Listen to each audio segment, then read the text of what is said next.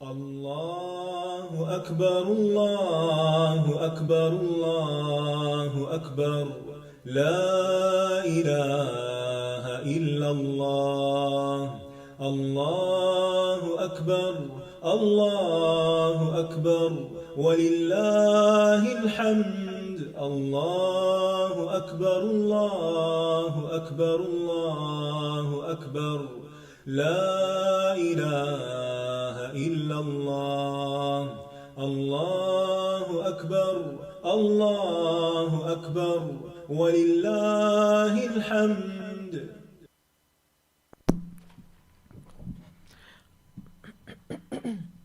السلام علیکم ورحمۃ اللہ وبرکاتہ. نحمده ونصلی علی رسولہ الکریم. اما بعد فاعوذ باللہ من الشیطان الرجیم. بسم اللہ الرحمن الرحیم. رب اشرح لی صدری ویسر لی امری واحلل عقدۃ من لسانی یفقہوا قولی. لو أنزلنا هذا القرآن على جبل لرأيته خاشعا متصدعا من خشية الله. وتلك الأمثال نضربها للناس لعلهم يتفكرون. ضرب الامثال کے سلسلے میں آج ہم ریاکاری کرنے والے کی مثال کے بارے میں پڑھیں گے. اس سے پہلے ہم نے اخلاص کے ساتھ اللہ کے راستے میں خرچ کرنے کے فوائد کے بارے میں مثال پڑھی. آج ہم دیکھیں گے کہ اس کے برعکس جو شخص ریاکاری سے کام لیتا ہے، احسان جتاتا ہے، دوسروں کو دکھ دیتا ہے کچھ دے کر، تو اس کا حال کیا ہے. ارشاد باری تعالیٰ ہے، يا أيها الذين آمنوا لا تبطلوا صدقاتكم بالمن والأذى كالذي ينفق ماله رئاء الناس ولا يؤمن بالله واليوم الآخر فمثله كمثل صفوان عليه تراب فأصابه وابل فتركه صلدا لا يقدرون على شيء مما كسبوا والله لا يهدي القوم الكافرين. اے لوگو جو ایمان لائے ہو، اپنے صدقات کو احسان جتا کر اور اذیت دے کر ضائع مت کرو. اس شخص کی طرح جو اپنا مال لوگوں کو دکھانے کے لیے خرچ کرتا ہے اور اللہ اور یوم آخرت پر ایمان نہیں رکھتا، تو اس کی مثال اس چکنے پتھر کی مثال کی طرح ہے جس پر مٹی ہو، پھر اس پر تیز بارش پڑے تو اس کو صاف چٹان کی طرح چھوڑ دے، اور جو کچھ انہوں نے اجر کمایا اس میں سے کسی چیز پر بھی وہ قدرت نہ رکھیں گے، اور اللہ کفر کرنے والوں کو ہدایت نہیں دیتا. سورۃ البقرہ کے اس حصے میں خرچ کرنے اور خرچ کرنے والوں کے بارے میں بہت سی باتیں آئی ہیں. پچھلی آیت میں ہم نے دیکھا کہ اللہ سبحانہ تعالیٰ ان لوگوں کی مثال بیان کرتے ہیں جو اپنے مال اللہ کے راستے میں خرچ کرتے ہیں، یعنی اخلاص کے ساتھ. تو ان کا یہ مال کس طرح بڑھتا ہے. اس کی مثال ایک دانے کی مثال کی طرح ہے جس نے 7 خوشے اگائے اور ہر خوشے میں 100 دانے ہیں، اور اللہ جس کے لیے چاہتا ہے بڑھا دیتا ہے، اور اللہ وسعت والا اور سب کچھ جاننے والا ہے. اس آیت میں نہ صرف یہ کہ اخلاص کے ساتھ صدقہ کرنے والے کی مثال کا ذکر ہے، بلکہ صدقے کی رغبت بھی دلائی گئی ہے. اور اس کے بعد مزید ایک مثال آتی ہے کہ جس میں نیت کی خرابی کے ساتھ اگر کوئی انسان صدقہ کرتا ہے تو اس کا نقصان کیا ہوتا ہے. اسلام میں نیت کا بہت بڑا مقام ہے، بہت اہم چیز ہے. کوئی بھی عمل اب صرف اپنے ظاہری عمل کی بنا پر اللہ کے ہاں قابل قبول نہیں ہوتا. اللہ تعالیٰ صرف اس عمل کو قبول کرتا ہے جس کے کرنے والے نے اپنی نیت درست رکھی ہو. جو کام بری نیت سے کیا جاتا ہے شہرت کے لیے، دکھاوے کے لیے، لوگوں کو خوش کرنے کے لیے، تو اس عمل کو اللہ سبحانہ تعالیٰ رد کر دیتا ہے. صحیح نیت کیا ہونی چاہیے کہ کسی بھی کام کو کرنے سے اللہ سبحانہ تعالیٰ کی رضا مقصود ہو. جو بھی کوئی نیکی کا کام کریں، چھوٹا کریں، بڑا کریں، صدقہ کریں یا نماز پڑھیں یا کوئی بھی نیکی کا کام کریں، تو انسان کے اندر یہ احساس ہونا چاہیے کہ مجھے اس کا اجر صرف اور صرف اللہ سے لینا ہے، اس اجر کی توقع کسی اور سے نہیں رکھنی. لیکن اگر انسان بری نیت سے کام کرتا ہے، یعنی بری نیت کا مطلب کیا ہے کہ نیکی کا کام بظاہر دین کا کام کر کے اس سے دنیا کا فائدہ اٹھانا چاہتا ہے، اور اس لیے کہ لوگ اس کی تعریف کریں، لوگوں میں اس کی شہرت ہو، اس کی پاپولیرٹی بڑھ جائے، لوگوں کے درمیان اس کو بہت عزت مل جائے، تو یہ چیز اللہ سبحانہ تعالیٰ کے ہاں قابل قبول نہیں. نیت کا تعلق انسان کے اندرونی کیفیت سے ہے، انسان کی سوچ کے ساتھ ہے. عام لوگ، دوسرے لوگ کسی کی اندرونی کیفیت کو نہیں جانتے. آپ میرے دل کی حالت نہیں جانتے، میں آپ کے دل کی حالت نہیں جانتی، لیکن ایک ہستی ہے اللہ رب العزت کی کہ جس کو پوری طرح یہ معلوم ہے کہ کسی بھی نیکی کے کام کے کرتے وقت میرے اندر کی حالت کیا ہے، میرے دل میں کیا ہے، میرے دماغ میں کیا ہے، میرے جذبات کیا ہیں. ہم لوگوں کو دھوکہ دے سکتے ہیں، لوگ ہمارے بارے میں غلط فہمی کا شکار ہو سکتے ہیں، لیکن ہم اللہ سبحانہ تعالیٰ کو دھوکہ نہیں دے سکتے، کیونکہ وہ ہر چیز کو خوب جاننے والا ہے، اور قیامت کے دن وہ ہر ایک سے اپنے علم کے مطابق ہی معاملہ کرے گا، اور ہر ایک کو وہی بدلہ دے گا جس کا وہ واقعی مستحق ہے. یہ نہیں کہ جس کی لوگوں نے بڑی تعریف کی تھی اور لوگوں سے اس کام کی اس کو بڑی تائید مل گئی تھی، اس کے مطابق کہ لوگ اس کو بہت پسند کرتے تھے، یا یہ لوگوں میں اس کی پسندیدگی کا گراف بہت اونچا تھا اس لیے اس کو اجر بھی زیادہ ملنا چاہیے. ایسا نہیں. تو نیت کے ساتھ ہی کوئی عمل کارآمد ہوتا ہے، اور نیت بیکار ہو تو عمل بھی بیکار ہو جاتا ہے. بری نیت یا ناقص نیت کے ساتھ جو بھی کام کیا جائے وہ بے قیمت ہوتا ہے.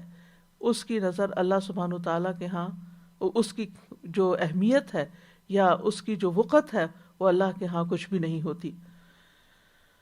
تو جب کسی چیز کی اصل قیمت چکائی جائے تو ہی وہ صحیح چیز انسان کو حاصل ہوتی ہے. تو جس مقصد کے لیے آپ کوئی کام کرتے ہیں وہی چیز آپ کو ملے گی. دنیا کے لیے کرتے ہیں، دنیا ملے گی، اور اس میں بھی ضروری نہیں کہ ساری دنیا ہی ملے، جو آپ چاہتے ہیں وہ سب کچھ مل جائے، لیکن اللہ کے ہاں تو صرف وہی چیز ملے گی جو آپ نے اللہ کے لیے کی، اللہ کو خوش کرنے کے لیے، اللہ سبحانہ تعالیٰ کو راضی کرنے کے لیے. تو اس تمہید کے بعد ہم اس آیت کو مزید دیکھتے ہیں کہ کون سی چیزیں ہیں کہ جو انسان کے صدقات کے راستے میں رکاوٹ بن جاتی ہیں، یا پھر یہ کہ ان کے ثواب کو زائد کر دیتی ہیں. کیا چیزیں ہیں جو اس کو انسان کو گھیر لیتی ہیں اور انسان کی نیت کو خراب کر دیتی ہیں.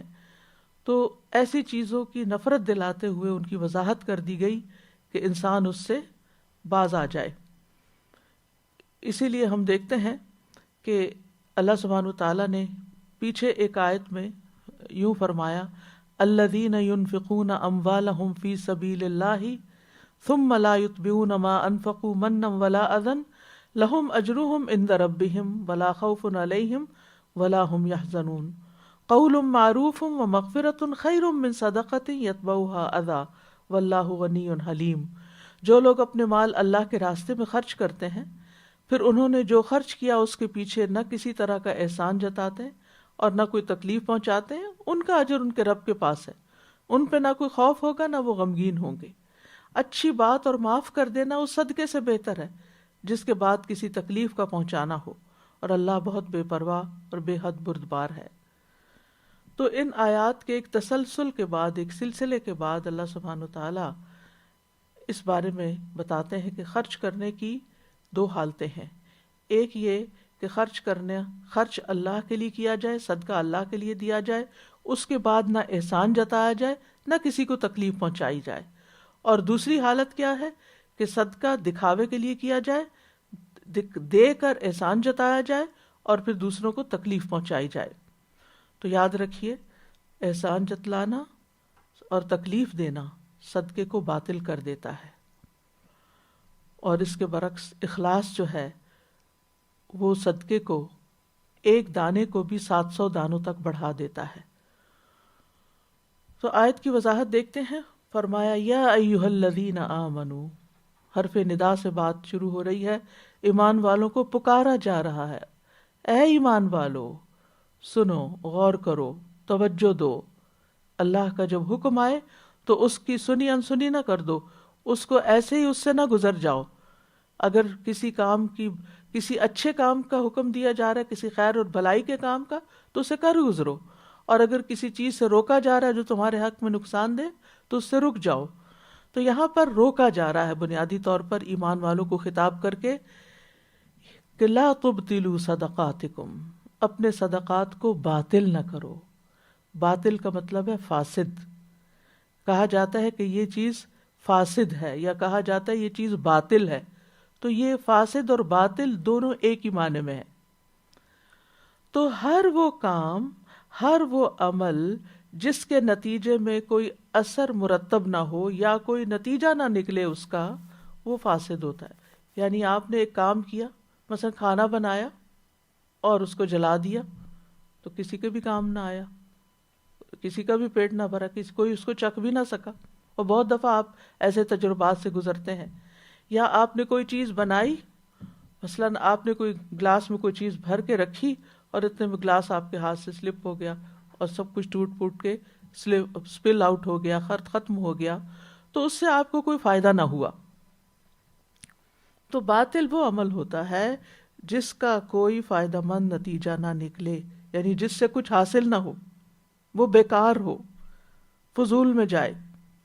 خواہ وہ عبادت کا کام ہو، جسے کہتے ہیں نا اس کی نماز باطل ہو گئی، تو کیا مطلب ہے کہ اس نماز کا، یہ نماز ادائی نہیں ہوئی، یا اس کا کوئی اجر و ثواب بھی نہیں ملے گا. اسی طرح حقوق العباد میں بھی اگر آپ کوئی معاہدہ کرتے ہیں اور اس کو پورا نہیں کرتے تو وہ باطل ہو جاتا ہے، یعنی جس مقصد کے لیے وہ کانٹریکٹ کیا گیا تھا وہ پورا ہی نہیں ہوا. یعنی بعض اوقات کہتے ہیں یہ بیع یا تجارت باطل ہے، یعنی وہ کمپلیٹ نہیں ہوئی، اس کا کچھ نتیجہ نہیں نکلا. تو عبادات میں بہت سی شرائط ہوتی ہیں ان کی ادائیگی میں، اور اگر وہ عبادت صحیح طریقے پر ادا کی جائے تو اس کے صحیح اثرات بھی، نتائج بھی سامنے آتے ہیں. مثلا اگر کوئی عبادت ہم پر فرض کے درجے میں ہے یا واجب میں ہے تو اس کے نتائج کیا ہوں گے اگر ہم صحیح طریقے پر ادا کریں گے. کہ مثلا یہ کہ نمبر 1 ہمارا فرض پورا ہو جائے گا، یعنی ہم پر عبادت جو فرض کی گئی، جیسے نماز فرض کی گئی ہے، تو اگر ہم وضو کے ساتھ اس کی ساری شرائط ارکان کے ساتھ اس کو ادا کرتے ہیں تو گویا نمبر 1 ہمارا فرض پورا ہو گیا. نمبر 2 یہ کہ صرف فرض پورا نہیں ہوا بلکہ اس کا اجر و ثواب بھی حاصل ہوگا. اور نمبر 3 یہ کہ نہ صرف یہ کہ آخرت کا اجر و ثواب، بلکہ نماز پڑھنے کے جو دنیاوی فائدے انسان کو حاصل ہوتے ہیں، اگرچہ ان کو سامنے رکھ کے نماز نہیں پڑھی جاتی لیکن وہ بھی حاصل ہوتے ہیں. مثلا آپ وضو کرتے ہیں تو آپ پاک صاف ہو جاتے ہیں، آپ طہارت سے ہوتے ہیں تو آپ کے اندر ایک اچھی سکینت کی کیفیت ہوتی ہے. اسی طرح آپ جب نماز میں کھڑے ہوتے ہیں، ذکر کرتے ہیں، اس سے آپ کو سکون ملتا ہے. یہ دنیاوی فائدہ ہو رہا ہوتا ہے، اجر تو اپنی جگہ، لیکن ساتھ ساتھ آپ فائدہ بھی اٹھا رہے ہوتے ہیں. اسی طرح جب آپ مختلف ارکان کی ادائیگی میں اوپر نیچے ہوتے ہیں تو آپ کی ورزش بھی ہو رہی ہوتی ہے، ایکسٹریچز ایک طرح سے ہو رہے ہوتے ہیں، تو موومنٹس ہو رہی ہوتی ہیں. پھر وقت کی پابندی اور بے شمار دنیاوی فوائد ہیں جن کے لیے نماز نہیں پڑھی جاتی لیکن وہ ہوتے ہیں. اسی طرح زکوٰۃ ہے مثلا، تو زکوٰۃ کی ادائیگی جو ہے وہ مال کو پاک کرتی ہے، فریضہ ادا کرتی ہے، آپ کے مال میں نشو و نما ہوتی ہے. پھر زکوٰۃ یا صدقات کے جو مزید فوائد ہیں کہ وہ مصیبتوں کو ٹلاتا ہے، آپ کے رزق میں اضافے کا باعث بنتا ہے. جس کو آپ دیتے ہیں اس کے ساتھ آپ کے تعلقات اچھے ہوتے ہیں, آپ کو کئی خوشی حاصل ہوتی ہے, ایک سکون ملتا ہے, تو یہ سارے فائدے حاصل ہوتے ہیں آپ کو. لیکن جب کوئی چیز باطل ہو جاتی ہے تو اس میں ہو سکتا ہے کہ وقتی طور پر آپ کو دنیاوی شہرت کوئی ملی, تھوڑی دیر کے لیے آپ کو بڑی خوشی تھرل ملی, اس کے بعد یہ کہ آپ بیٹھ گئے, بلکہ الٹا ریگریٹ اور ندامت اور دل کے اندر ایک پریشانی. یعنی یہی وجہ ہے کہ جب انسان اللہ کے لیے کام نہیں کرتا تو وہ کام اس کے لیے دیر پا خوشی کا باعث نہیں بنتا. آخرت میں تو خیر اس کے لیے ہے ہی کچھ نہیں, لیکن دنیا میں بھی وہ زیادہ فائدے کا نہیں ہوتا. تو بہرحال جب کوئی عمل باطل ہوتا ہے تو اس کا مطلب یہ ہے کہ ذمہ داری ہماری پوری نہیں ہوتی, ثواب حاصل نہیں ہوتا. اور اس کے کئی ایک اسباب ہیں, جس میں ایک سبب یہ ہے کہ کسی رکن یا شرط میں خلل واقع ہو, یا یہ کہ کوئی ایسی رکاوٹ آ جائے کہ جس سے عبادت پر اثر انداز ہو. تو یہاں پر فرمایا لا تبطلوا صدقاتکم, یعنی اپنے صدقات کو بیکار نہ کر دو, ضائع نہ کر دو. اور صدقات صدقہ کی جمع ہے. ہر وہ چیز جو انسان اللہ سبحانہ تعالیٰ کا قرب حاصل کرنے کے لیے خرچ کرتا ہے وہ صدقہ کہلاتا ہے. اور پھر اس کی تقسیم بھی ہے فرض صدقات میں, جیسے زکوٰۃ ہے, نفقات ہیں, نفقات واجبہ ہے جیسے بیوی کا نفقہ ہے, یا اور جس کو دینا ہمارے ذمہ ہو اس کو دینا. تو وہ فرائض کی ادائیگی جو ہے مال میں وہ بھی ہے, لیکن اس کے ساتھ ساتھ نفلی صدقات بھی ہیں. یعنی جو کچھ بھی, چاہے انسان مال خرچ کرے, چاہے انسان اپنا وقت خرچ کرے, چاہے انسان اپنی صلاحیتیں اور سکلز خرچ کرے, لگائے, اپنی محنت اپنی طاقت لگائے کسی کام میں, جسمانی مشقت کرے, یہ ساری چیزیں پھر صدقہ شمار ہوتی. قول معروف جو ہے یہ بھی, الکلمۃ الطیبہ بھی صدقہ کہلاتا ہے. یعنی صدقہ کا ایک وسیع مجال ہے. تو اس کا مطلب یہ نہیں کہ صرف اپنے مال کو ضائع نہ کرو, بلکہ اپنی ساری ایفرٹس کو اس طرح استعمال کرو کہ وہ آخرت میں تمہارے لیے بہت بڑے اجر کا باعث ہوں, اور ان کو اللہ سبحانہ تعالیٰ کی خوشنودی کے لیے خرچ کرو. اب کس چیز سے صدقات باطل ہوتے ہیں یا ضائع ہوتے ہیں؟ بالمن والاذی, ان دو بڑی چیزوں سے, من اور اذا سے. تو من کہتے ہیں اصل میں انعام کرنے کو, جیسے من اللہ علیہ, اللہ نے مجھ پر انعام کیا. اسی طرح کہتے ہیں فلان لہ علیہ منہ, کہ فلاں کا مجھ پر بڑا احسان ہے, اس نے مجھ پر بڑے انعام اکرام کیے ہوئے ہیں, اس نے میرا بڑا خیال رکھا ہے. اسی سے اللہ تعالیٰ کا فرمان ہے لقد من اللہ علی المؤمنین اذ بعث فیہم رسولا من انفسہم, یہ سورۃ آل عمران کی 164 ہے. بلا شبہ یقیناً اللہ نے ایمان والوں پر احسان کیا جب ایک رسول انہی میں سے بھیجا.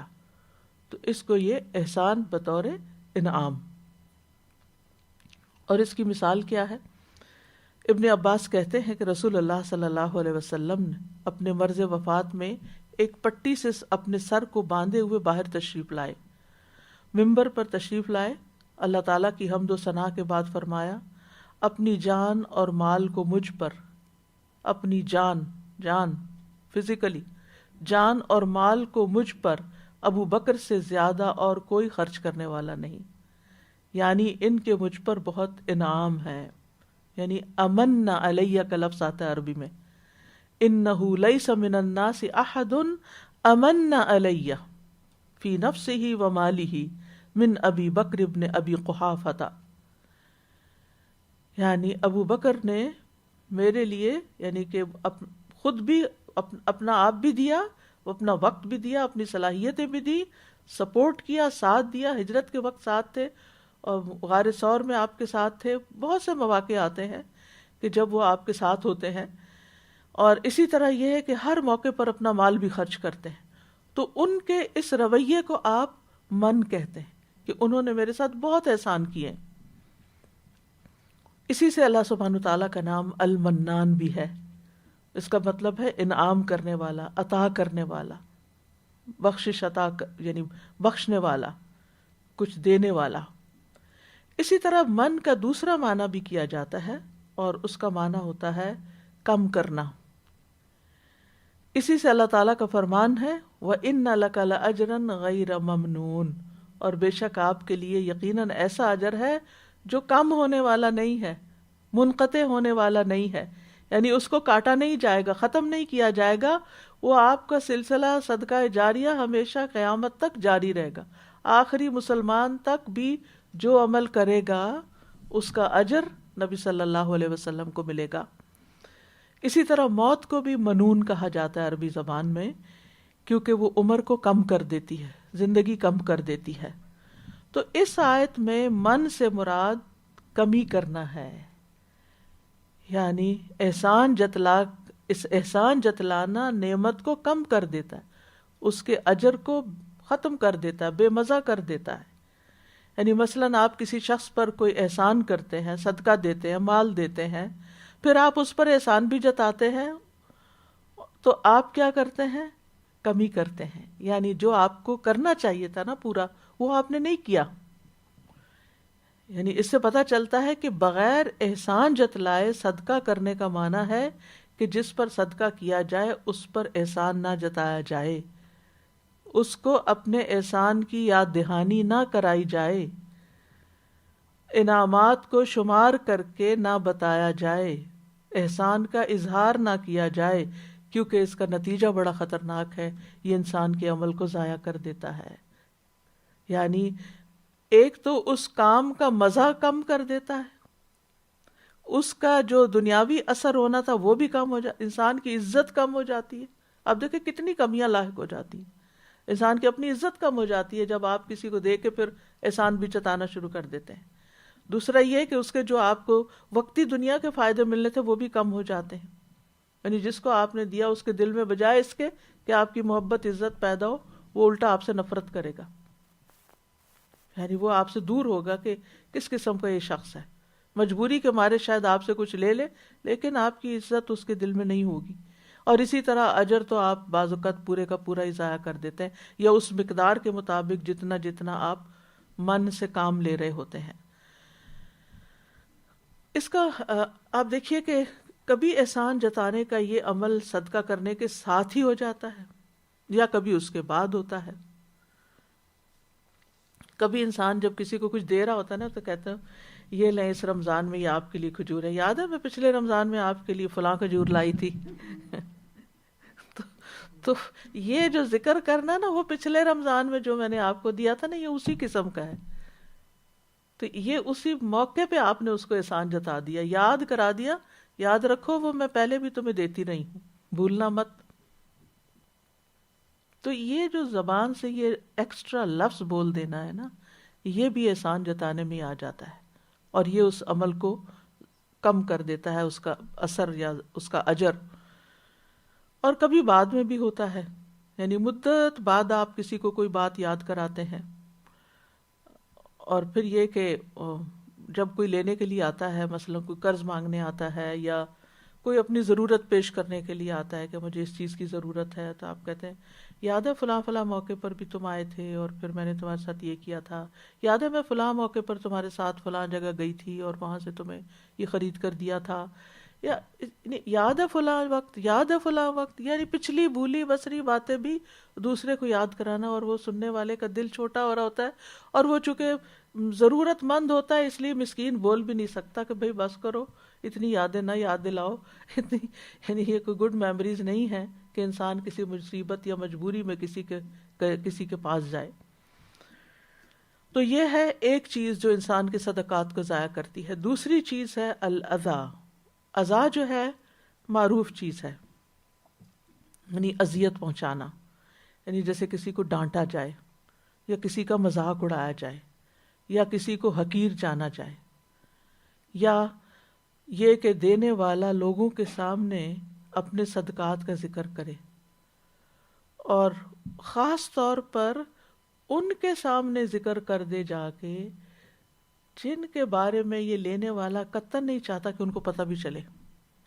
یعنی بعض اوقات جو ضرورت مند ہوتا ہے وہ جب لیتا ہے تو ساتھ آپ کو کہتا بھی کہ آپ کسی سے ذکر نہ کرنا یا فلاں سے ذکر نہ کرنا، مثلا میری بہن کو نہ بتانا یا اس کو نہ بتانا، اور آپ اسی کو جا بتاتے ہیں. اور جب اس کو پتہ چلتا ہے لینے والے کو کہ اس نے میرے ساتھ یہ کر دیا ہے اور اس کو پتہ چل گیا ہے کہ میں نے یہ لیا ہے فلاں سے، تو یہ چیز سخت اذیت اور تکلیف کا باعث بنتی ہے. یعنی کہ بعض اوقات فقیر جو ہے وہ فقر و فاقہ پہ صبر کر سکتا ہے لیکن ایسی اذیت پہ صبر نہیں کر سکتا، بہت مشکل ہو جاتا ہے۔ محمد بن سیرین کہتے ہیں، یہ کبار تابعین میں سے ہیں، انہوں نے ایک آدمی کو سنا وہ دوسرے سے کہہ رہا تھا میں نے تمہارے ساتھ یہ احسان کیا، یہ کیا، یہ کیا۔ تو امام ابن سیرین کہتے ہیں چپ ہو جاؤ، جب نیکی کو گنا جاتا ہے، نیکی کو شمار کیا جاتا ہے تو اس میں کوئی خیر نہیں رہتی، کوئی خیر نہیں رہتی۔ اچھا بعض اوقات دور نہ جائیے، ہم لوگ گھر کے اندر ہی بیوی اپنے ہسبینڈ کے اوپر کیے جانے والے احسانات یا ہسبینڈ بیوی پہ کیے جانے والے احسانات کو رائٹ لیفٹ ادھر ادھر کے لوگوں کو بتا رہا ہوتا ہے کہ میں نے اس کے ساتھ یہ بھی کیا، یہ بھی دیا، اس کو یہ بھی کیا۔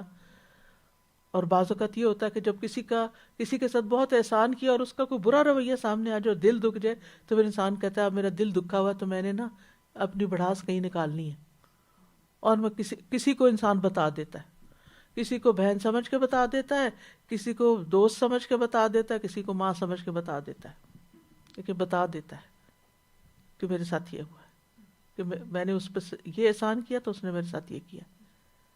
اور اس میں ہم کہتے ہیں کہ ہمارا مقصد یہ نہیں ہے، لیکن بس وہ دل دکھ گیا نا تو اس لیے بتانا مقصود ہے۔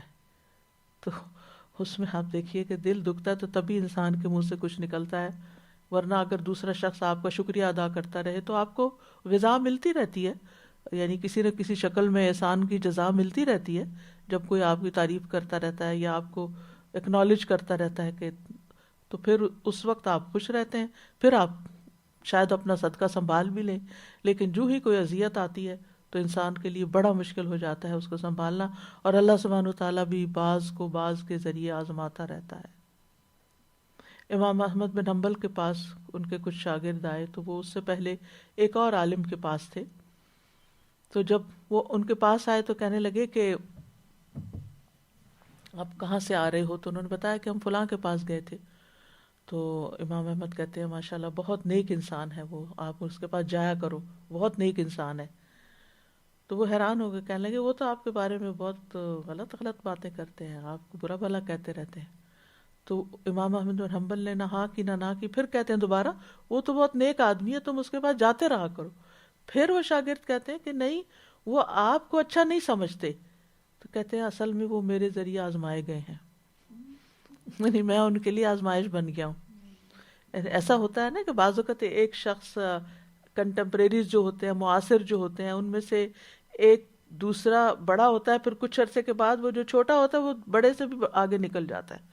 اب یہ جو پہلے بڑا بنا ہوتا ہے اس کے لیے چھوٹے کا آگے نکلنا بڑا تکلیف دہ ہو جاتا ہے، اور پھر وہ اپنی اس تکلیف کو مٹانے کے لیے لوگوں کے سامنے ڈائریکٹلی یا انڈائریکٹلی کسی نہ کسی کا برے لفظوں میں ذکر کرتا رہتا ہے۔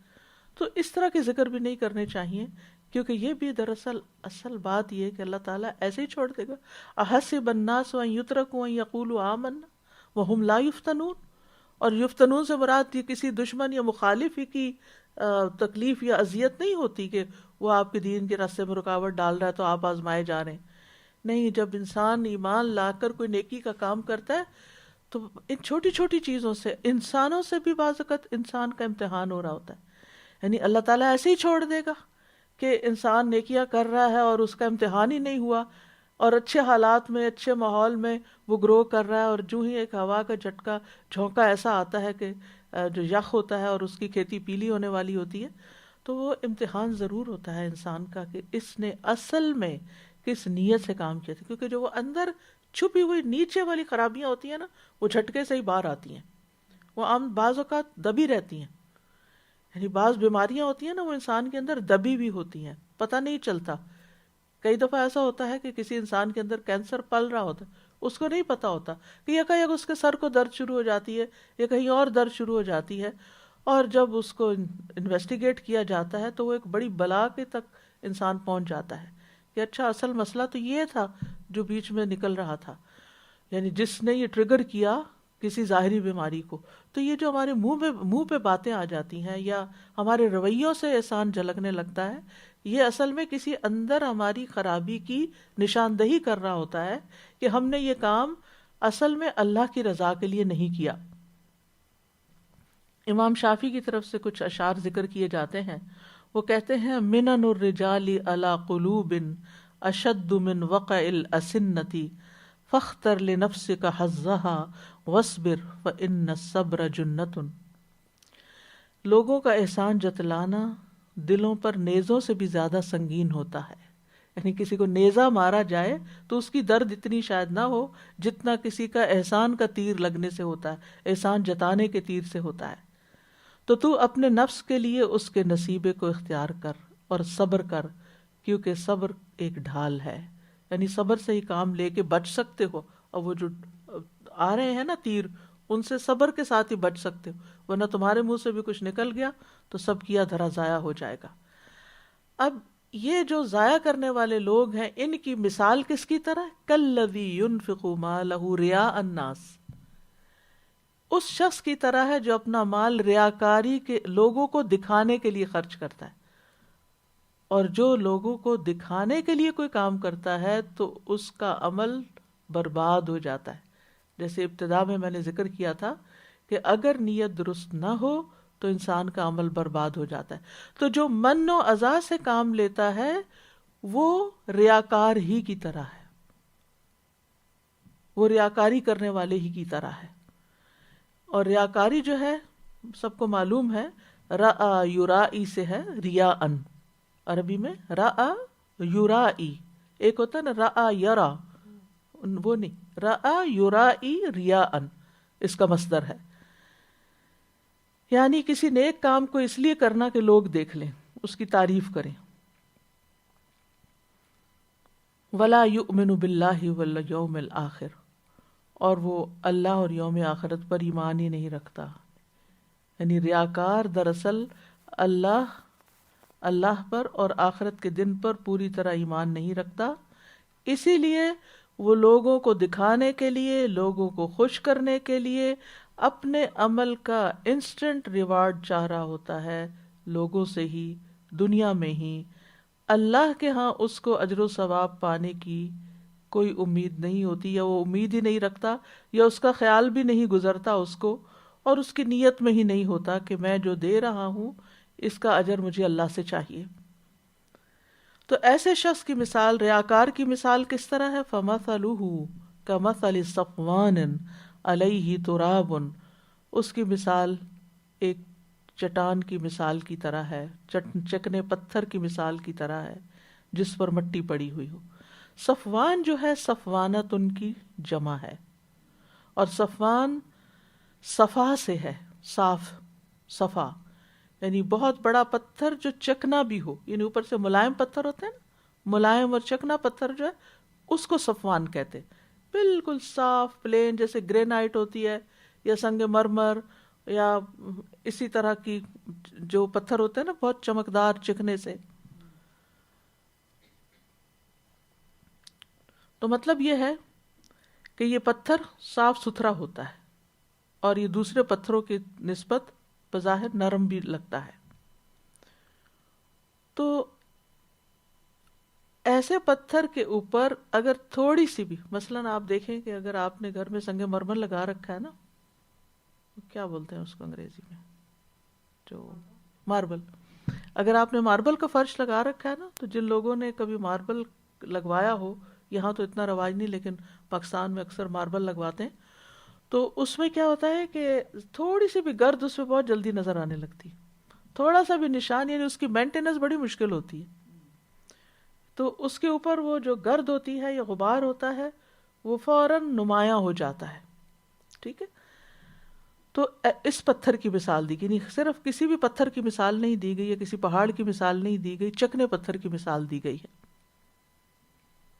اور پھر جب اس کو صاف کیا جاتا ہے تو عام فرش کے مقابلے میں وہ چمکدار بھی بہت نظر آتا ہے, کرسٹل کلیئر, اس میں شکل بھی دیکھی جا سکتی. فَأَصَابَهُ وَابِلٌ, تو اس کو تیز بارش پہنچے, یعنی زیادہ پانی والی بارش پہنچے. وابل زوردار بارش کے لیے آتا ہے, یعنی پتھر پہ مٹی پڑی اور اس پتھر کے اوپر تیز بارش بھی آ گئی, وابل آ گئی. اخزم وبیلا کا لفظ بھی قرآن میں آتا ہے, وبیل. اور وبال کا لفظ بھی آتا ہے وذاقوا وبال امرہم. فترکہ صلدا، تو سلد کہتے ہیں ٹھوس پتھر کو، تو اس نے اس کو بس ٹھوس پتھر ہی کی طرح چھوڑ دیا، وہ مٹی اوپر سے سب بہہ گئی. کیونکہ سلد جو ہوتی ہے وہ کچھ اگاتی نہیں، نہ اس کے اندر کچھ جاتا ہے نہ اس سے باہر کچھ نکلتا ہے، اس لیے یہاں سلد کی مثال دی جا رہی ہے. یعنی زمین کو اس پتھر سے تشبیہ دی گئی جو پتھر نباتات نہیں اگاتا. کچھ پتھروں پہ پہاڑی علاقوں میں آپ نے دیکھا ہوگا کہ درخت بھی اگے ہوئے ہوتے ہیں، پہاڑوں پہ درخت ہوتے ہیں، بہت گرینری ہوتی ہے، تو وہ کچھ نہ کچھ اگاتے ہیں. لیکن کچھ پتھر ایسے ہوتے ہیں کہ اگر آپ دیکھیں تو حیران ہو جائے. جب میں پہلی دفعہ مکہ گئی تو مئی کا مہینہ تھا، سخت گرمی تھی، اور اتنی شدید گرمی شاید زندگی میں کبھی نہیں میں نے محسوس کی تھی. تو ہم ایک سڑک پہ جا رہے تھے تو سائڈ پہ جو پتھر تھے وہ اتنے چکنے اور گرم، یعنی میرے دل میں خیال ہے یہاں لوگ بستے ہیں، یہاں لوگ رہتے ہیں، رہ سکتے ہیں، یعنی اتنی شدید گرمی میں. اور اتنے چٹیل پتھر، کوئی گرینری نہیں ان کے اوپر، کوئی گھاس نہیں، کوئی مٹی نہیں، کچھ نہیں، پتھر کے پتھر. تو ایسے پتھروں میں کچھ اگتا نہیں ہے، چاہے بارش ہو بھی سارا پانی بہہ جاتا ہے، چند سیکنڈ کے اندر بالکل ڈرائی ہو جاتے ہیں، جیسے پہلے تھے ویسے ہی ہو جاتے ہیں. یعنی وہ جیسے پہلے چمک رہے تھے نا، دکھاوا ہو رہا تھا ان کا، وہ دوبارہ شروع ہو جاتا ہے. لا يقدرون على شيء مما كسبوا، وہ کسی چیز پر بھی قدرت نہیں رکھتے اس میں سے جو انہوں نے کمائی کی، محنت کی. یعنی جو انہوں نے اس مٹی میں جو اس کے اوپر پڑی تھی پتھر کے کچھ اگایا، تو اس سے کوئی کھیت نہیں نکلا، کوئی کھیتی نہیں کاٹی، کچھ بھی نہیں. فَأَصْبَحَ يُقَلِّبُ كَفَّيْهِ عَلَى مَا أَنفَقَ فِيهَا، تو اس نے اس حال میں صبح کی کہ اپنی ہتھیلیاں ملتا رہ گیا جو اس میں اس نے خرچ کیا تھا. یعنی جو اس نے، یعنی بعض اوقات ایسا ہوتا ہے نا کہ ایک پتھر ہے نیچے یعنی زمین پر، اس کے اوپر کچھ مٹی پڑی ہوئی ہے، یعنی ہلکی مٹی نہیں، یعنی ایک لیئر ہے مٹی کی، تو انسان کہتا ہے یہاں میں کچھ اگا لیتا ہوں، بارش پڑے گی تو کچھ نہ کچھ اگ جائے گا. اچھا جب وہ بارش آتی ہے تو جو اس نے بیج ڈالا ہوتا ہے، جو محنت کی ہوتی ہے، وہ سارا بہہ جاتا ہے، پتھر نکل آتا ہے، اس کا بیج بھی گیا، اس کی محنت بھی گئی، اور اس کی ساری امیدیں بھی ختم ہو گئیں. تو یہی حال اس شخص کا ہے. یعنی جو ان کی امید تھی کہ کوئی ثواب وغیرہ مل جائے گا، کچھ بھی نہیں ملا، یا اس کے جو فائدے حاصل ہونے تھے اس کھیتی کے اگ جانے کے بعد کچھ بھی حاصل نہیں ہوا. تو بنیادی طور پر تو معنی یہی ہے کہ ثواب حاصل کرنے کی قدرت نہیں رکھتے جو لوگ اپنے صدقات کو احسان اور تکلیف پہنچانے کے ساتھ باطل کر لیتے ہیں، جو ریاکاری اور فخر کے اظہار کے لیے صدقہ کرتے ہیں، وہ اس چیز کے ثواب کو حاصل کرنے کی قدرت نہیں رکھتے جو انہوں نے عمل کیے ہوتے ہیں، کیونکہ ان کے اعمال کے ساتھ ریاکاری اور ایذا پہنچانے کا عمل ہوتا ہے جو ان کے صدقات کی برکت کو مٹا دیتا ہے، اس کے نتیجے کو ختم کر دیتا ہے، اس کے ثواب کو زائل کر دیتا ہے. اسی طرح ایک معنی یہ بھی کیا گیا ہے کہ وہ مال پر قدرت نہیں رکھتے، یعنی منافق اور ریاکار کے پاس جو مال ہوتا ہے اس پر وہ کچھ قدرت نہیں رکھتے، کیونکہ مال اللہ کی ملکیت ہے اور اللہ تعالیٰ مال کے ساتھ احسان کرتا ہے. تو لازم تھا کہ وہ اس کا شکر ادا کرتے جو اللہ کا احسان تھا، اور اس کو احسان جتلانے، تکلیف پہنچانے اور ریاکاری کے بغیر خرچ کرتے تاکہ ان کو اللہ تعالیٰ کی طرف سے اچھا ثواب ملتا. یعنی مما کسبو، جو ان کی محنت تھی، جو انہوں نے خرچ کیا، جو انہوں نے اوپر وقت لگایا، اور جو اس کا وہ نتیجہ چاہتے تھے، وہ کچھ بھی حاصل نہ ہوا. واللہ لا یہدی القوم الکافرین، اور اللہ کافر قوم کو ہدایت نہیں دیتا. کفر کا ایک معنی ہوتا ہے انکار اور دوسرا معنی ہوتا ہے ناشکری. یہاں کافر ناشکرے اور منکر نعمت کے معنوں میں استعمال ہوا ہے. یعنی جو شخص اللہ کی دی ہوئی نعمت کو اس کے راستے میں اس کی رضا کے لیے خرچ کرنے کی بجائے لوگوں کو خوش کرنے کے لیے خرچ کرتا ہے، یا اگر اللہ کے راستے میں کچھ مال دیتا بھی ہے اور نیت اللہ کو خوش کرنے کی ہے لیکن اذیت دینے لگتا ہے اور احسان جتانے لگتا ہے، تو ایسا شخص جو ہے وہ کبھی بھی سیدھے راستے پہ نہیں ہو سکتا، وہ کبھی بھی اپنی منزل تک نہیں پہنچ سکتا. وہ اس کا کوئی اجر و ثواب نہیں پا سکتا۔ یاد رکھیے، اذیت دینا، احسان جتلانا مومن کا شیوا نہیں ہوتا۔ ایمان کے ساتھ یہ چیزیں زیب بھی نہیں دیتی۔ یعنی یہ کہنا کہ واللہ لا یہدی القوم الکافرین میں اس بات کی طرف اشارہ ہے کہ ریاکاری اور احسان جتانا جو ہے اور سائل کو اذیت دینا، یہ مسلمان کی خصوصیات نہیں ہوتی، یہ تو کافروں کی خصوصیات ہیں۔ یہ کام مومن کے شایان شان نہیں ہے، کسی ایمان والے سے یہ توقع نہیں کی جا سکتی۔ ایسے لوگوں کو اللہ تعالی توفیق ہی نہیں دیتا کہ پھر وہ کوئی اچھا کام اس کے لیے کر سکیں۔ اور اسی طرح اگر اس کو کافرین کو کفر اکبر کے معنوں میں لیا جائے تو بھی کیا معنی ہوگا کہ جن لوگوں پر کلمہ عذاب ثابت ہو گیا ہے وہ پھر ایمان نہیں لاتے، ان کو ہدایت نہیں ملا کرتی۔ ان الذین حقت علیہم کلمۃ ربک لا یؤمنون، یعنی اگر عمومی معنوں میں اس کو لیا جائے کہ اللہ تعالیٰ کافر قوم کو ہدایت نہیں دیتا تو اس کا معنی یہی ہوگا کہ پھر ان سے ہدایت توفیق چھین لی جاتی ہے۔ وَلَوْ جَاءَتْهُمْ كُلُّ آیَةٍ حَتَّى يَرَوُا الْعَذَابَ الْأَلِيمَ، خواہ ان کے پاس ہر نشانی آ جائے یہاں تک کہ دردناک عذاب دیکھ لیں۔ تو بنیادی طور پر اس مثال کے اندر صدقات کے ثواب کو ختم کرنے والی چیزوں کا بیان ہے کہ کیا کیا چیزیں صدقات کا ثواب ضائع کر دیتی ہیں۔ صدقہ جو ہے ایک عبادت ہے، اور عبادت صرف اللہ کی رضا کے لیے کی جاتی ہے، اسے ضائع نہیں کرنا چاہیے۔ اللہ سبحانہ وتعالی مثال کے ذریعے بات کو مزید واضح فرما رہے ہیں کہ وہ لوگ جو اپنا مال لوگوں کو دکھانے کے لیے خرچ کرتے ہیں ان کی حالت پتھر کی حالت کی طرح ہے جس پر مٹی ہے، ٹھیک ہے، مٹی اس کو ڈھانپے بھی ہوتی ہے، یعنی دیکھنے والا سمجھتا ہے کہ بڑی زرخیز مٹی اور کاشتکاری کے لیے بڑی عمدہ ہے، لیکن جب وہ اس میں کاشت کرتا ہے اور زور کی بارش آتی ہے تو بارش سے تو توقع یہ ہوتی ہے کہ یہ اور پھلے پھولے گی، لیکن بارش نے تو الٹا کام کر دیا، ہر چیزیں صفا کر کے رکھ دی اور پتھر بھی صفا کر دیا۔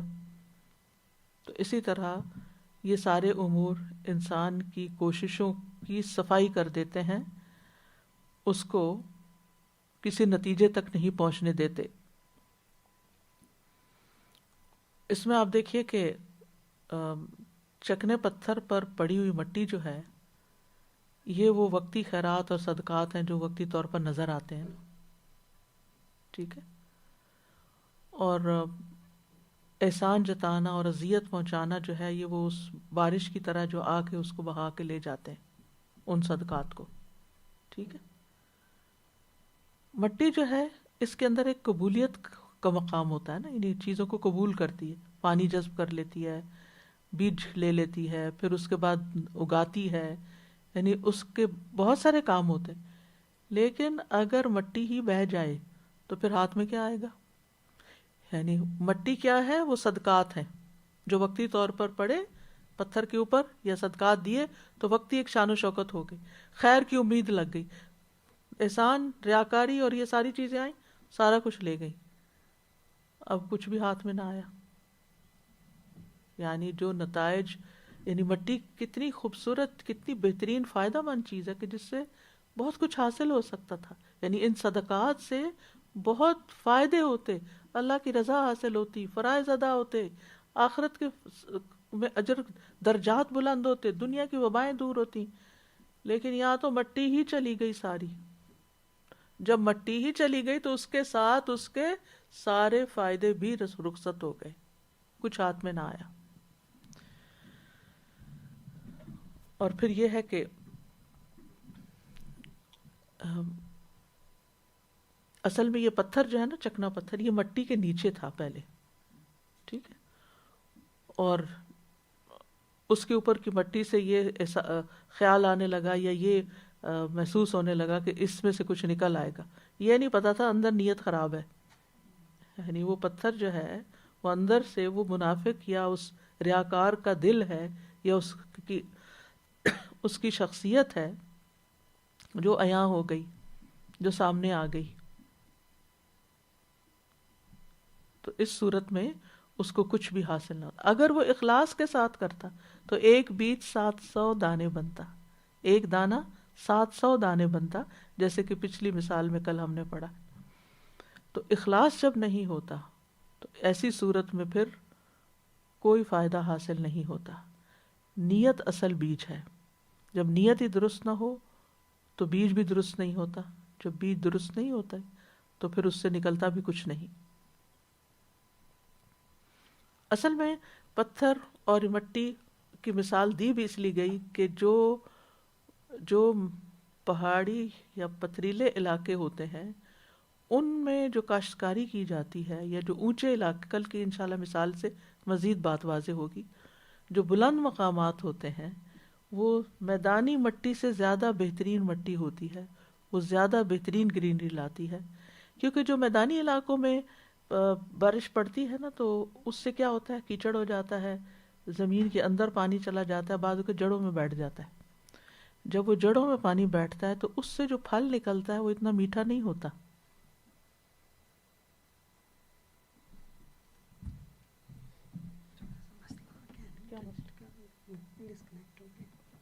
کسی کے پاس نیٹ ہے؟ نیٹ دے دیں. یہ تو چل رہا ہے، اس کو جوائن کیا ہم نے اس میں. اچھا ٹھیک ہے، تو اس میں بولوں. اوکے.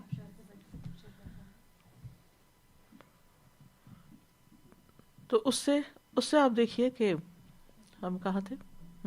ہاں، جو میدانی علاقے ہوتے ہیں نا ان کے پھل یا ان کی جو پیداوار ہوتی ہے وہ اتنی بہترین نہیں ہوتی جتنی پہاڑی علاقوں کی ہوتی، کیونکہ وہاں پر ضرور یعنی کہ ایک تو یہ کہ اونچا ہونے سے بارشیں زیادہ ہوتی ہیں، پھر یہ ہے کہ جو بارش ہوتی ہے جو ضرورت کا پانی ہوتا ہے وہ جذب ہوتا ہے اور باقی بہہ جاتا ہے. جبکہ میدانی علاقوں میں سارا کا سارا پانی زمین کے اندر چلا جاتا ہے، وہ جڑوں میں بیٹھ جاتا ہے، اور جب جڑوں میں بیٹھتا ہے تو پھر کیا ہوتا ہے کہ وہ اس کے اندر، یعنی اگر آپ نے دیکھا ہوگا کہ جس پودے کو زیادہ پانی لگ جائے نا تو اس کے پتوں کا رنگ خراب ہو جاتا ہے، یا اس پودے کی نوعیت خراب ہو جاتی ہے. تو یعنی ہونا تو یہ چاہیے تھا کہ جتنا عمدہ مقام تھا وہاں پر جو محنت کی گئی اس پر جتنا عمدہ مقام تھا، جتنی عمدہ جگہ تھی، اس سے بہترین نتائج حاصل ہوتے، لیکن وہ نتائج حاصل ہونے کی بجائے الٹا سب کچھ ہی بہہ کے رہ گیا. یعنی دکھاوا کرنے والا جو ہے یعنی وہ ایک صاف اور چٹیل پتھر کی طرح ہے اس کا دل، اور اس پہ پڑی ہوئی مٹی جو ہے اس کا صدقہ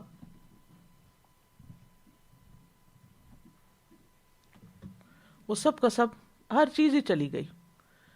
اور پھر یہ کہ جب پتھر صاف سامنے آیا تو اس کی حقیقت کھل گئی کہ اصل میں تو یہ دھوکہ تھا، یہ جو اوپر مٹی پڑی ہوئی تھی اندر تو کچھ بھی نہیں تھا.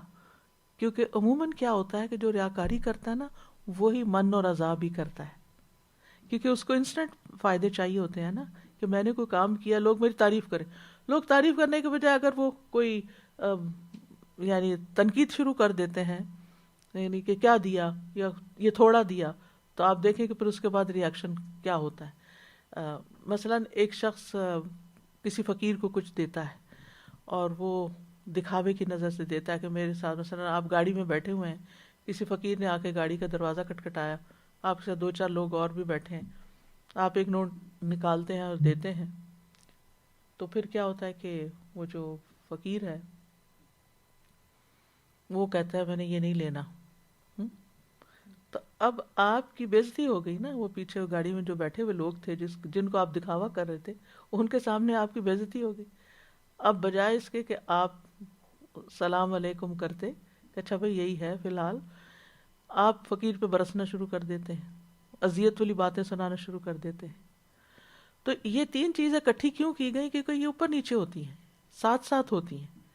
کیونکہ جو اللہ کے لیے دیتا ہے نا وہ پھر دکھاوا نہیں کرتا، اور جب دکھاوا نہیں کرتا تو من و عذاب ہی نہیں کرتا، کیونکہ اس کو پرواہ نہیں ہوتی کہ لوگ میری تعریف کر رہے ہیں یا نہیں، لوگ مجھے واپس کچھ دیں گے یا نہیں، اور لوگ میرا لحاظ کر رہے ہیں یا نہیں. پھر وہ کسی بھی چیز کو خاطر میں نہیں لاتا، وہ اپنا کام کیا جاتا ہے.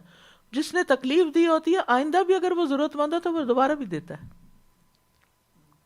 اور بہترین صدقہ کون سا ہے؟ ایسے رشتہ دار کو دو جو تمہارا احسان ہی نہ مانے. یعنی جو اکنالج ہی نہیں کرتے، کبھی احساس بھی نہیں کرتے کہ آپ نے ان کو کچھ دیا، پلٹ کے سلام نہیں کریں گے، سلام کی بھی توقع نہ رکھو، دعا کی بھی نہ رکھو، جزا کی بھی نہ رکھو. ان لا نرید منکم جزاء ولا شکورا، تب ہوتا ہے صدقہ خالص. تو اس مثال میں ایک اور بات بھی پائی جاتی ہے کہ یہ ایسے اعمال ہیں جن سے یعنی یہ اس طرح کے کام ہیں من و اذا اور ریا، کہ جس سے اعمال بہت جلدی ضائع ہوتے ہیں، بہت جلدی ویسٹ ہوتے ہیں. جیسے آتا ہے نا مثل الذین کفروا بربہم اعمالہم کرماد اشتدت بہ الریح فی یوم عاصف. ان لوگوں کی مثال جنہوں نے اپنے رب کے ساتھ کفر کیا، یعنی انکار کر دیا کہ رب کے لیے دیا ہی نہیں، ان کے اعمال اس راہ کی طرح ہیں جس پر آندھی والے دن میں ہوا بہت سخت چلی تو پھر کیا ہوا، سب کچھ اڑا کے لے گئی.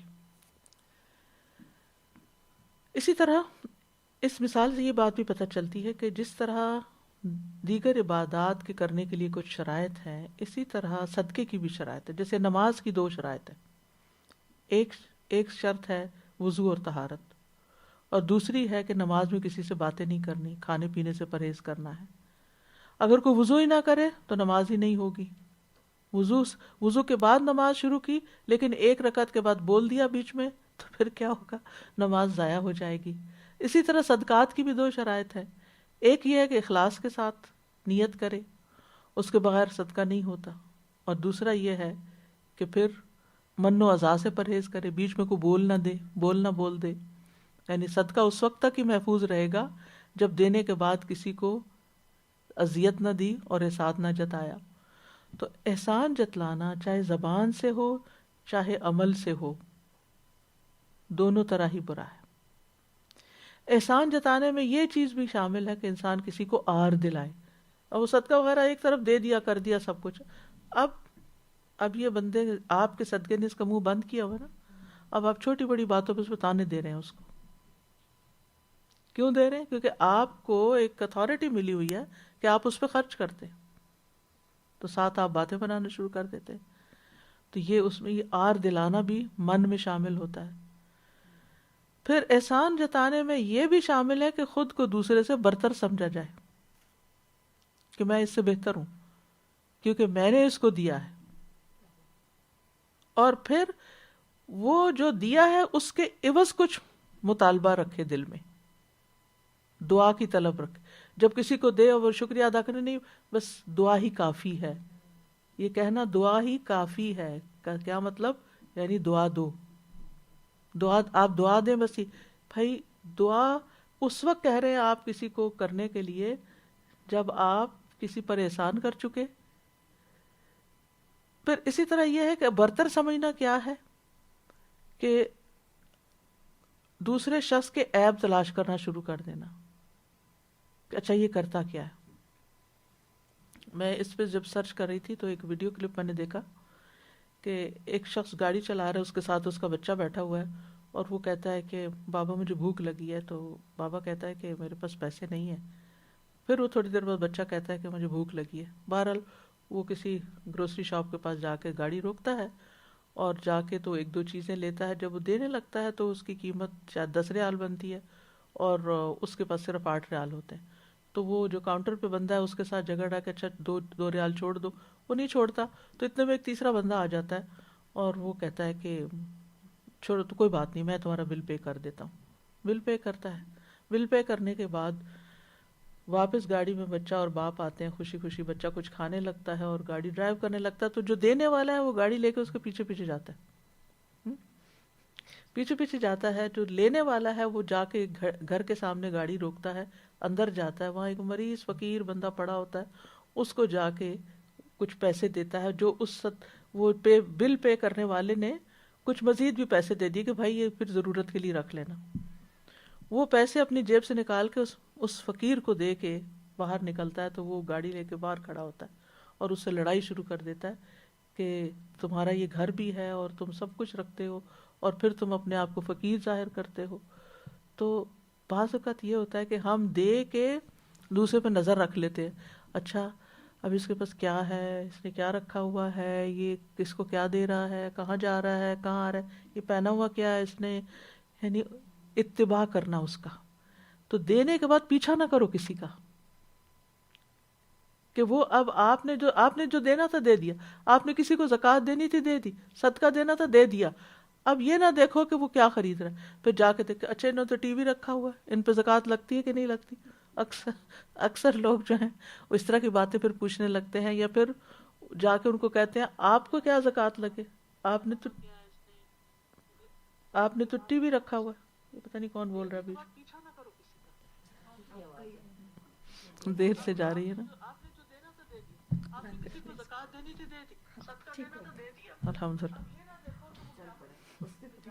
الحمدللہ. تو اپنے آپ کو بہتر سمجھ کر کسی کا پیچھا نہ کریں، جزا طلب نہ کریں. حضرت عائشہ جو تھی وہ صدقہ دینے کے بعد دعا لینے کو اجر میں کمی کا باعث سمجھتی تھی. یعنی ان کے بارے میں آتا ہے جب وہ کسی فقیر کو صدقہ دیتی اور وہ ان کے لیے دعا کرتا تو اس پہ بھی پریشان ہوتی، اور جواباً وہ اس کو بھی دعا دیتی. یعنی وہ دعا دیتا تو وہ فوراً دعا دیتی تاکہ ان کے صدقے کا ثواب قائم رہے. جب حضرت عائشہ لوگوں کو طرف کوئی تحفہ بھیجتی تو کہتی جو بھی دعا دے ہمارے حق میں اس کو غور سے سننا، یہاں تک کہ جیسی دعا وہ ہمارے لیے کریں ہم بھی وہ ویسی ان کے لیے کر دیں، اور اللہ ہمارا اجر اپنی بارگاہ میں قائم رکھے. یعنی اگر کسی کے ہاتھ کچھ بھجواتی تو کہتی ذرا دھیان سے سننا وہ کہہ کیا رہا ہے، تاکہ اس کو کوئی احسان واپس نہ آئے. تو یہ ایک کبیرہ گناہ ہے احسان جتانا، اور یہ اعمال کو ضائع کرنے کا باعث ہے. نبی صلی اللہ علیہ وسلم کو ابتدائی وحی میں جو ابتدا میں ہوئی تھی آپ پر وحی نازل، سورۃ مدثر میں فرمایا وَلَا تَمْنُن تَسْتَكْثِرْ، اس نیت سے احسان نہ کرو کہ زیادہ حاصل کر سکو. احسان جتانا فرعون کی صفت ہے. اس نے کیا کہا تھا موسیٰ علیہ السلام کو، أَلَمْ نُرَبِّكَ فِينَا وَلِيدًا وَلَبِثْتَ فِينَا مِنْ عُمُرِكَ سِنِينَ، ہم نے تمہیں بچہ سا نہیں اپنے آپ پالا تھا اور تو اپنی عمر کے کئی سال ہمارے ہاں رہا. تو یہ تو فرعون کا کام ہے، یہ فرعونیت نہ دکھائیں. پھر اسی طرح حدیث میں آتا ہے کہ 3 لوگوں سے اللہ تعالیٰ قیامت کے دن بات نہیں کرے گا. ان میں سے ایک ہے بہت احسان جتانے والا کہ احسان جتائے بغیر کوئی چیز دیتا ہی نہیں. دوسرا جو جھوٹی قسم کھا کے سامان بیچتا ہے. تیسرا وہ جو اپنے کپڑوں کو ٹخنوں سے نیچے لٹکاتا ہے، یعنی تکبر کی وجہ سے. تو اس میں آپ دیکھیں کہ جھوٹی قسم کھانے والے کے برابر اس کو قرار دیا ہے جو احسان جتا کر صدقہ کرتا ہے. اللہ سبحانہ وتعالیٰ ایسے بندے کو ناپسند کرتا ہے. ابو ذر کہتے ہیں میں نے رسول اللہ صلی اللہ علیہ وسلم سے پوچھا وہ کون لوگ ہیں جن سے اللہ نفرت کرتا ہے؟ آپ نے فرمایا وہ تاجر جو قسمیں کھاتا ہے، یا وہ بیچنے والا جو قسمیں کھاتا ہے، اور وہ بخیل جو احسان جتاتا ہے، اور وہ فقیر جو تکبر کرتا ہے. نبی صلی اللہ علیہ وسلم نے فرمایا 3 لوگوں کی نہ فرضی عبادت قبول ہوتی ہے نہ نفلی، نافرمان اور بدسلوک انسان، احسان جتانے والا اور تقدیر کو جھٹلانے والا. یعنی بدسلوک اور نافرمان سے کے برابر کر دیا گیا ایسے شخص کو. احسان جتانے والے کے لیے دردناک عذاب کی بھی بشارت ہے ایک حدیث میں. نبی صلی اللہ علیہ وسلم نے فرمایا احسان جتلانے والا، ماں باپ کا نافرمان اور عادی شرابی جنت میں نہیں جائیں گے. آپ دیکھیں کہ کن 3 لوگوں کو برابر کیا جا رہا ہے. اور پھر آپ دیکھیے کہ اللہ سبحانہ وتعالیٰ نے تو ہم سب کو اپنے پاس سے ہی دیا نا، لیکن ہم کسی کو دیتے ہیں تو اللہ کے دیے ہوئے میں سے دیتے ہیں، اپنا تو کچھ نہیں ہمارا، اور اللہ کی توفیق سے دیتے ہیں. تو یہ پھر ہمارے اوپر اللہ کا احسان ہے کہ اس نے ہمیں دینے والوں میں سے بنایا، اور یہ توفیق بھی اللہ کا احسان ہے. یمنون علیک ان اسلموا قل لا تمنوا علی اسلامکم بل اللہ یمن علیکم ان ہداکم للایمان. اللہ نے تمہیں ہدایت دی ہے، یہ تو اللہ کا احسان ہے. اللہ سبحانہ وتعالیٰ فرماتے ہیں وَلَقَدْ مَنَنَّا عَلَى مُوسَىٰ وَهَارُونَ. اللہ تعالیٰ احسان جتا سکتے ہیں کیونکہ وہ اصل میں وہی دینے والے ہیں. اہل جنت کہیں گے فَمَنَّ اللَّهُ عَلَيْنَا وَوَقَانَا عَذَابَ السَّمُومِ. مخلوق کا احسان جتانا جو ہے یہ قبیح فعل ہے. اللہ کا احسان جتانا جو ہے یہ باعث مسرت ہے کہ ہمیں نعمتیں یاد آ جاتی ہیں. یہ نعمتوں کو کی یاد دہانی کرانا ہوتا ہے دراصل. اسی طرح اذیت دینے میں علماء کہتے ہیں کہ اگر صدقہ لینے والے کو آپ کا سلام کرنا بھی اذیت دیتا ہے تو وہ بھی نہ کیا کریں، کیونکہ وہ محسوس کرتا ہے اچھا اس نے پھر سلام کیا، پتہ نہیں اب یہ کچھ کہہ نہ دے، یعنی ایک خوف نہ کھائے آپ سے. پھر اسی طرح آپ دیکھیے کہ صدقہ دے کے نا انسان کو یوں سمجھنا چاہیے کہ بس دے دیا ختم ہو گیا. اسی لیے دو جو قابل رشک انسان ہے ان میں سے ایک وہ ہے کہ جو مال خرچ کرتا ہے فَسَلَّتَهُ عَلَى هَلَكَتِهِ، یوں دے کہ جیسے وہ ہلاک کر دیا، اس نے ختم کر دیا، یعنی کہ وہ مال کو بس اپنے سے نکال ہی دے رہا ہے. پھر اسی طرح اچھی بات کہنا جو ہے وہ اذیت دینے سے بہتر ہے. ہمیں قولا معروفہ کا اور قولوا للناس حسنا کی تعلیم دی گئی ہے. کلمہ طیبہ بھی صدقہ ہے. بھلی بات کہنا آگ سے بچاؤ کا ذریعہ ہے. کسی سے حشاش بشاش طریقے سے ملنا نیکی ہے. دوسروں کو اپنے شر سے بچانا نیکی ہے. اگر صدقہ نہیں کرنا چاہتے تو خاموش رہنا چاہیے. اور پھر یہ کہ دے کے دکھاوا نہیں کرنا چاہیے، کیونکہ جس طرح نیکیاں برائیوں کو مٹا دیتی ہیں، اسی طرح کچھ برائیاں ایسی ہیں جو نیکیوں کو مٹا دیتی ہیں، جن میں سے کفر نیک اعمال کو ضائع کر دیتا ہے، شرک نیک اعمال کو ضائع کر دیتا ہے، بدعات نیک اعمال کو ضائع کر دیتے ہیں. تو ہم اللہ تعالیٰ سے دعا کرتے ہیں کہ اللہ سبحانہ وتعالیٰ ہمیں ایمان والا بنائے، ریاکار کی طرح نہ بنائے. یعنی اس مثال میں یہ کہا جا رہا ہے، یعنی یہ مرکب مثال ہے بیسیکلی. یعنی مرکب مثال کا مطلب یہ ہے کہ پہلے احسان جتانے والے اور اذیت دینے والے کو ریاکار کی طرح کہا گیا، ریاکار جیسا کہا گیا، اور پھر ریاکار کی آگے مزید مثال دی گئی. ٹھیک ہے، تو ایک مثال میں دو مثالیں اکٹھی ہیں. تو اللہ سبحانہ تعالیٰ ہمیں ان تینوں چیزوں سے محفوظ رکھے. اللہ سبحانہ تعالیٰ کے نام المنان کے واسطے سے دعا کرنی چاہیے. اللہم لا الہ الا انت المنان بدیع السماوات والارض ذی الجلال والاکرام. اے اللہ، تیرے علاوہ کوئی معبود نہیں، تو بہت احسان کرنے والا ہے، آسمان و زمین کو پیدا کرنے والا ہے، عزت و جلال والا ہے. یا رب، ان ناموں کا واسطہ دے کر جو دعا کی جاتی ہے تو قبول فرماتا ہے. اے اللہ، تو ہمیں اخلاص کے ساتھ ہر نیک عمل کرنے کی توفیق دے.